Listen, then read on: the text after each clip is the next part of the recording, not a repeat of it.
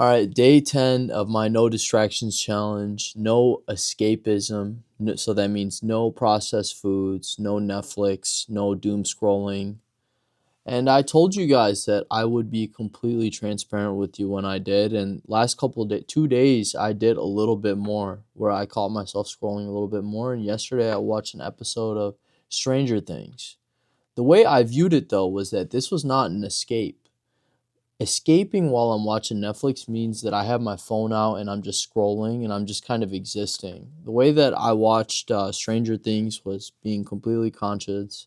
It was the only activity that I was doing, and I was picking up on everything that the show had to offer. Um, I don't know if any of you can resonate, but when you're watching something and you're just keeping it on the background to distract yourself and not use your mind. I guess the big distinction here is that I'm not escaping because I am using my mind to actually enjoy the show, enjoy the dialogue between the characters, pick up on the little cute details, if you will, or even the visual scenery, uh, the nice things about the show, really. Because when I was really in escapism, I would have 2K on one side, I would have Netflix on one side, I have my phone constantly doing all three, not actually placing focus on any single one of these. So I mean, if anyone has a problem with this, let me know. I feel like I explained myself and explained how it's not an escape, more so to enjoy art. Then I mean, with that, yeah, if there's no objections, I will probably continue from some days just watch a show because I would still like to experience art. Art also impels thought, great thought process. Not saying that Stranger Things gave me any sort of great thought process, but I will connect it to one thing though, is that a couple days back I had been doing a little bit of research on something called Gestalt's principles. Gestalt's principles talks about how our visual perception, like how our mind decodes our visual perception to create order from chaos. So there are tons of different principles, like the principle of continuity. Think of like optical illusions where you see a silhouette of something, but it's very fragmented, but our minds puts it together. Or even the concept of reading a sentence that's kind of discombobulated and you end up being able to read that sentence because our mind wants that structure. But anyways, that's just an overview of the concept, which I will make another video about. I was thinking about that earlier today, and I was consuming something that would be considered attention taking, but in all reality, this helps me think, which is music. And one of the songs that I was listening to had the word gestalt on the side written. And mind you, I've listened to this song like thousands of times at this point. I love that song. Um, it's part of the Near soundtrack, by the way. Near Replicant or Near Gestalt. It's a very beautiful orchestral, just gets you in your feels type vibe.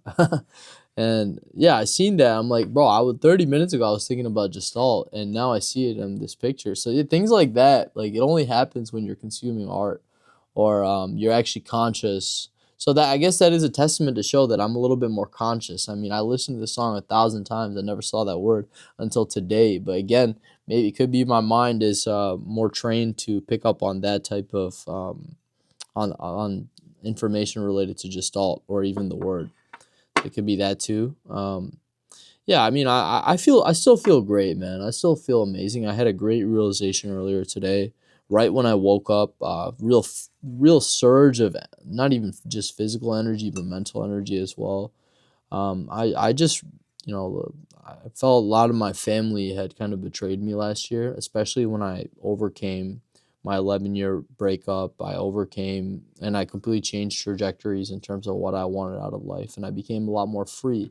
Some of my family and some of my cousins came around and traumatized me, and I had a big realization about all of that today that I've known in the past, but it was a remembrance, is that they did what like my brain only sees it from my perspective. Like the way that I will momentarily view it is as if that I'm the biggest thing in their life. But I forget that most people have a behemoth of a problem in their life that causes them to act in this irrational way. like a behemoth that they have to constantly think about, or it's constantly gnawing at the back of their mind. For me, that, when I was in an unstable sense of mind, that could have been that I had lacked purpose, or I was in debt, or any of these things. Like, these fears are running rampant in these people's minds, and you just become like some collateral damage, is what you are, is what I am, is what I was in that moment, is that I was just collateral damage to their already fucked up world.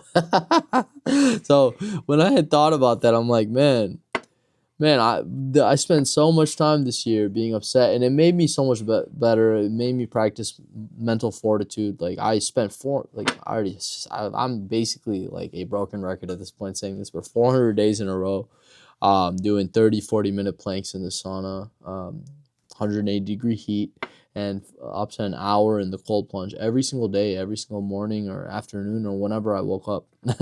I would do that, and that really, really enhanced my mental strength, my ability to use my prefrontal cortex, ability to see what life for what it was. I spent much more time reading, meditating. Like, it really did push me to the next level. Their trauma was actually a very great gift in disguise. But in those moments, yeah, it really hurt to have your family betray you. But today, yeah, I had that realization that, man, these people don't look at me and find me to be the problem. It's that I am not a problem. I didn't have problems at that time. Like, it's not that I didn't have problems, but I wasn't cowering to them. So while they have this big thing going on in their head, and they see me a little bit more free, and they think they under, they review my circumstance. They're like, man, this guy should be a little bit less happy than he is.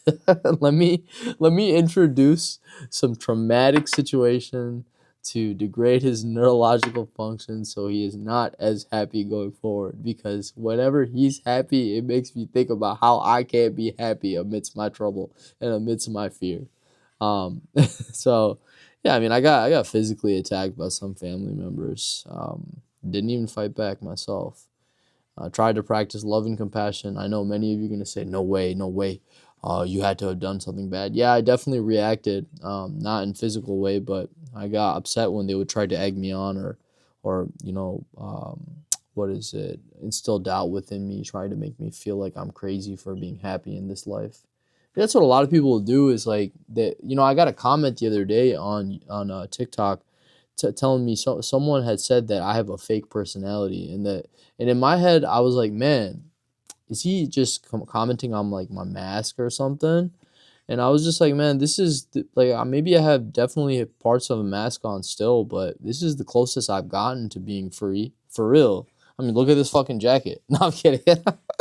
No, seriously, like, this is the closest I've ever gotten in my life to breaking out of the chains of fear, shame, and guilt. And this is the closest I've gotten to having awareness of myself in my life. Yeah, sometimes I'll catch myself kind of putting on a little bit of a, not a facade, but like, I start pretending a little bit that I'm happy when someone spites me or anything, or something. I don't want to let them know that they got to me, but then I always recircle and I always just let it go and still do me. But this dude had commented on my post. He's saying that two guys were saying, "Oh, this is just a facade," because I'm really pursuing happiness. It's not even that I'm trying to be happy or put on a face or mask. It's just I've overcome so much fucking shit in my life. I've overcome so much shit in my life that I, you know, breakups, failed businesses, ridicule from people, betrayal from family, financial instability, debt, like, you name it. I've overcome so much in my life just to be able to put this smile on and actually know who I am. Like that is why I fucking smile. It's because I worked hard for it. It's not because, and a lot of people can't understand that. They're under the belief that, man, life is kind of ass, so it doesn't make sense why you're smiling. You know what I mean? Like, your smile kind of annoys me. It comes off as fake because because one thing I remember is like, let's just split my life into two lives: the life where I kind of woke up and life where I was asleep. But when I was asleep, yeah, life kind of was difficult a lot of the times. It was. And it's almost like my brain blocks that shit out, though. it's very, very interesting how that works. Like, think about it this way, all right? So I went on this family trip for my uncle's 60th.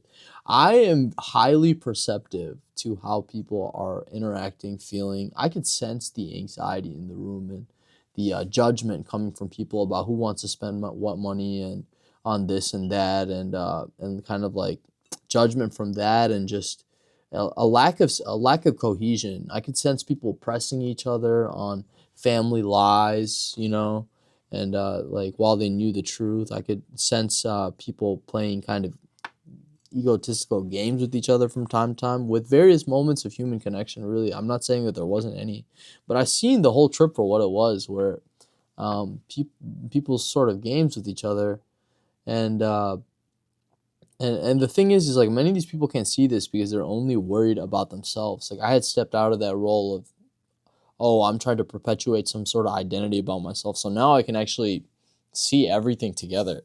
I can really break down and understand where someone might be coming from, because I'm not over here busy like trying to uh, put an image in their head of who I am, like trying to be like, hey, hey, hey, look at me, I need some attention, or trying to fill the silence, or trying to like perpetuate my identity. I didn't give a flying fuck. I'm now under the belief that my actions um and how I treat people, how my character it actually is enough for people to understand. I don't need to tell them who I am or my accomplishments, or you know this is also coming from the guy that constantly yaps about how he did a cold plunge and plank for 400 days straight. Hey, I'm only doing that just to give a significance to the mental strength that I've built. It's not something where I go up to a random dude on the street like, oh, look at me.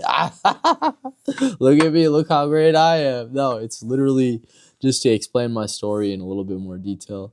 But yeah, in that I realized, like, when I asked people about how they, because man, the people were sleeping, and I could tell, like, sleeping on the trip, and they weren't sleeping. They were just trying to catch a fucking mental break from constantly performing.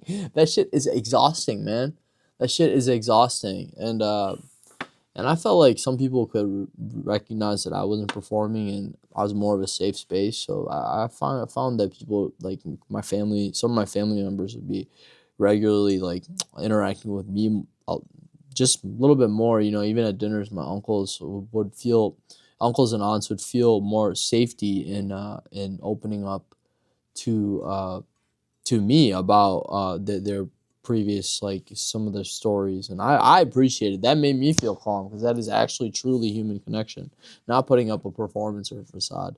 But the thing is, like, you would ask like many of my family after, and they'd be like, oh yeah, we had a great time. And I'm just like, bro, are you serious right now? Like, I could sense the motherfucking angst in the room. Every single room almost, I could sense just an angst. And the thing is, if I say that, then it's like, oh, you didn't have a good time, man.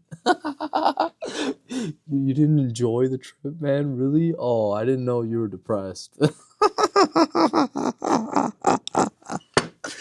Oh man, that was man. Sorry, that is not a fake laugh. That is a very true laugh. But that is not a facade.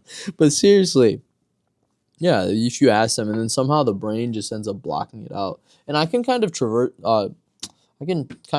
transpose that to my experience as growing up as a student here. Is that I had to sit and think about it. I'm like, yeah, I don't really remember how ass it was to be in school. Like, I only remember certain things that were decent.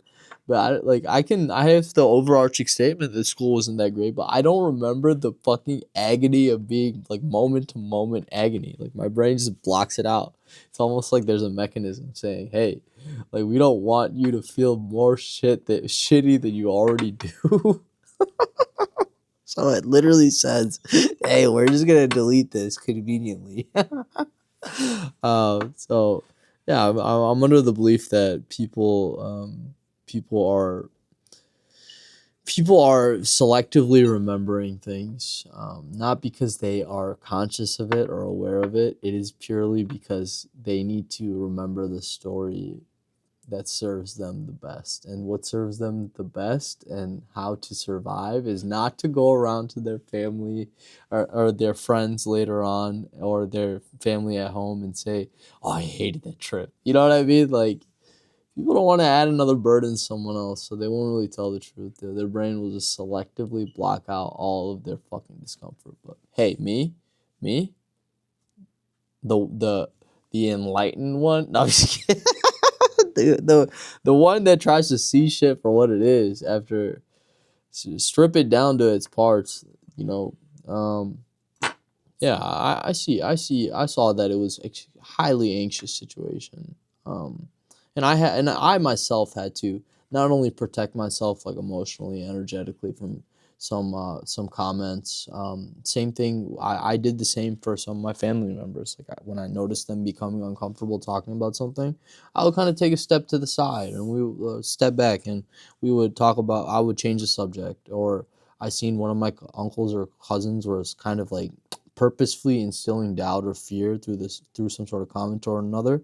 I would stop that. I would nip that in the bud immediately and say, "Hey, you shouldn't." Like I would bring the positive out of this. I would try to bring the positive out of the situation and just divert that completely.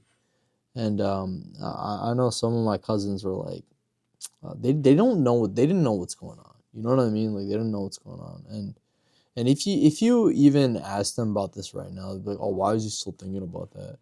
I am thinking about it because I want to understand human behavior, because at the root of all of life is like for us is human behavior. Like if you're trying to be a part of society, is human behavior and understanding it and learning from it and reviewing it and really, because the thing is that the patterns are pretty consistent across a lot of people. A lot. It's not like anyone has come up here and maybe they're a different combination of different personality traits, but you'll find that people are relatively similar in the things that they do, things that they consume, the way that they approach life.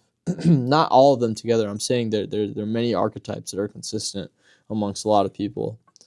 And that's why you have all these motherfucking like Enneagram tests. No, I'm kidding.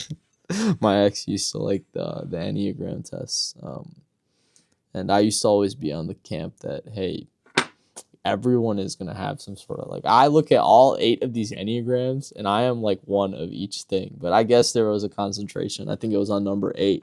If any of you guys want to check that one out. Yeah, that realization though, just to circle it back, because I feel like I end up going on tangents that are relatively in the same wheelhouse, but still tangents nonetheless, different stories. But this is a stream of consciousness. That's why I'm doing this, so my consciousness can flow like a stream. You know what I mean? As if I'm pissing in a river. No, I'm kidding. Um, that's what it is. Is my consciousness is flowing like a stream. I'm pissing, and let's just say that the internet is the river. No, I'm kidding. I'm just playing. I'm doing that's fucked up. That's really fucked up to say. I take that one back. But yeah, people have such like this gigantic problem that they're like even after they traumatize you, they have to go back and think about that shit. You are not at the forefront of their mind, even if they fucked you over, even if they hurt you, if they're in debt or something, they still gotta go back to the agonizing feeling of being in debt. So, with that, I am done for today. Tomorrow, I hope to release an extra video about Gestalt's principles, because they do motherfucking help explain humanity's clownery. I don't even know this word, but humanity's discombobulation, humanity's dysregulation, humanity's inability to be human. That's good. That's good.